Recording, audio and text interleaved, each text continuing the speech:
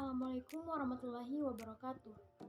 Kami dari kelompok 2 akan mempresentasikan materi tentang mengeksplorasi teks akademik.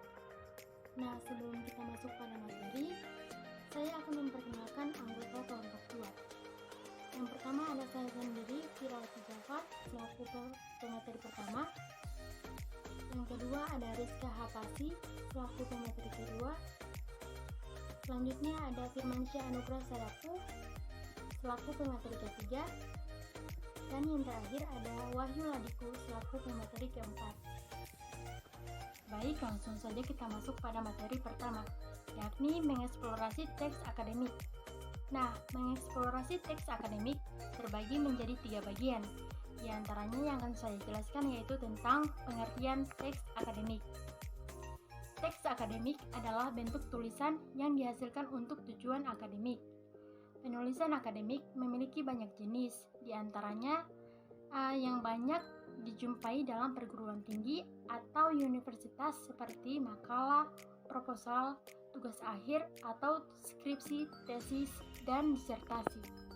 Penulisan akademik atau ilmiah merupakan ragam tulis yang banyak dilakukan oleh kalangan mahasiswa di perguruan tinggi dalam rangka membuat laporan-laporan penugasan dan penelitian dalam bentuk tertulis. Berikut ini adalah manfaat menulis akademik, diantaranya yang pertama yaitu memberikan kemampuan analisis informasi yang diperoleh dari kegiatan membaca, sehingga mahasiswa dapat mengemukakan gagasan atau pendapatnya secara logis dan sistematis. Yang kedua, mahasiswa memiliki kemampuan mengorganisasikan gagasan atau pendapatnya berdasarkan fakta-fakta atau data-data yang ditemukan dari bacaannya, sehingga tulisannya tersebut mudah dipahami oleh orang lain. Dan yang ketiga, penulisan akademik mengajarkan mahasiswa untuk berpikir logis dan objektif. Baik, itulah dari saya. Materi selanjutnya akan dilanjutkan oleh pemateri kedua. Baik, saya Rizka Hapasi selaku pemateri kedua akan menjelaskan materi tentang ciri-ciri teks akademik. Menurut Huta Barat, sebuah teks akademik dapat dikenal dari ciri-ciri berikut ini, yaitu yang pertama, sistematis. Uraian yang terdapat pada karya ilmiah dikatakan sistematis apabila mengikuti pola pengembangan tertentu.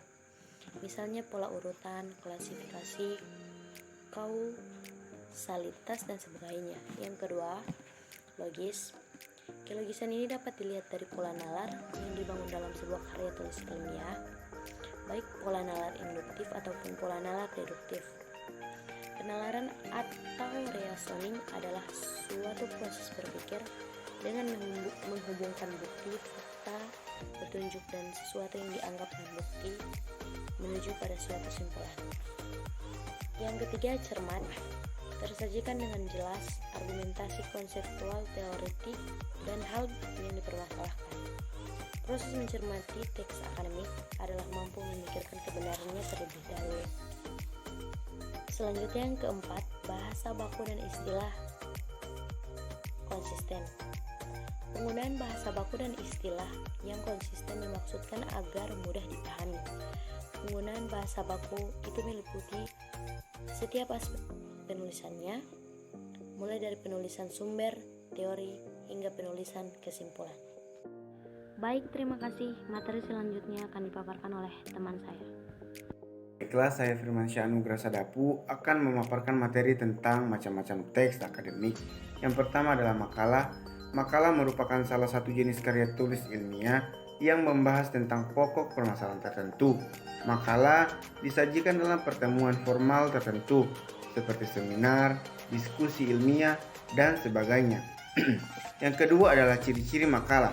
Ciri-ciri makalah menurut Hikmat sebagai berikut. Yang pertama, 1. Logis, artinya keterangan, uraian, pandangan, dan pendapat dapat dikaji, dibuktikan, dan diterima rasio atau akal sehat. Yang kedua, objektif, yaitu artinya mengemukakan keterangan dan penjelasan apa adanya, tidak memihak dan tidak berlebihan, dan sejenisnya.